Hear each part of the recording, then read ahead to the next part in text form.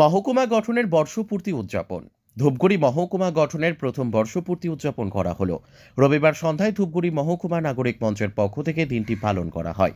রবিবার সন্ধ্যায় ধূপগুড়ি চৌপথি সংলগ্ন এলাকায় কেক কাটেন নাগরিক মঞ্চের সদস্যরা। তবে মহকুমা গঠনের দাবি পূরণ হলেও এখনো পর্যন্ত মহকুমার যাবতীয় সুবিধা পাচ্ছেন না মহকুমাবাসী।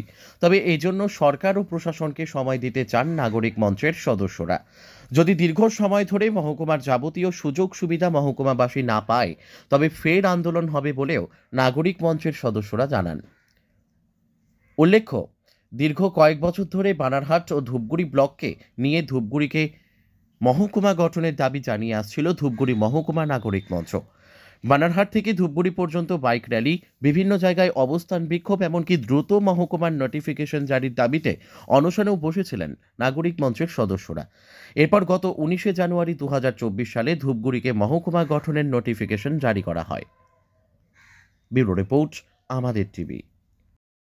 আজকে আমাদের একটি অত্যন্ত আনন্দের দিন আমাদের ধূপগুড়ি মহকুমা নাগরিক মঞ্চের কাছে, কারণ আজকের সুদীর্ঘকালের যে আমাদের আন্দোলন, সেই আন্দোলনের ফলশ্রুতিতেই আজকের দিনেই গত বছর মহকুমা ঘোষিত হয়েছিল এবং সেই মহকুমা ধূপগুড়িবাসীর যে স্বপ্ন, ধূপগুড়িকে মহকুমা ঘোষণা করা, সেই ঘোষণার যে সফলতার সাথে এসেছিল, তাই আজকে আমরা প্রথম বর্ষে আজকে আমরা এই ধূপগুড়ি মহকুমা নাগরিক মঞ্চের পক্ষ থেকে ধূপগুড়ি মহকুমার যে বর্ষবরণ বা যা বলি আমাদের যে সাফল্যের যে আজকের যে দিন, সেই সাফল্যের প্রথম বছর আমরা ধূপগুড়ি মানুষের সমর্থন নিয়ে আমরা এখানে পালন করছি।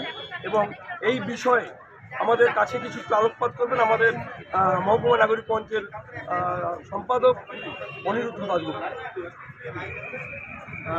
নতুন করে বলার কিছু নেই।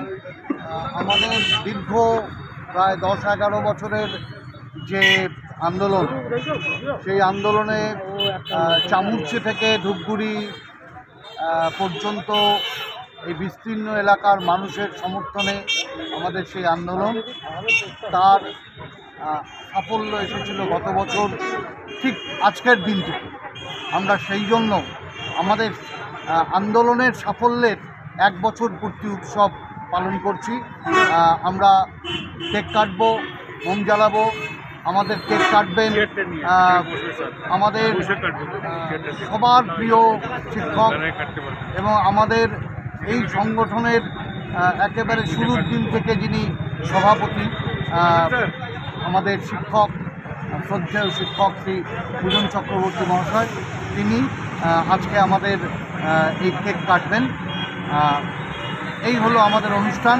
আমরা আশা করব আগামী দিনে যে মহকুমা তৈরি হয়েছে তার যে পরিকাঠামো, বিশেষ করে হাসপাতাল, শিক্ষা ব্যবস্থার, শিক্ষা, ক্রীড়া ইত্যাদি সমস্ত বিষয়ে আমাদের প্রতিদিন উন্নতি হবে এবং তার জন্য আগামী দিনে যদি আমাদের আবার আন্দোলনে নামতে হয়, আমরা তারও প্রস্তুতি নেব।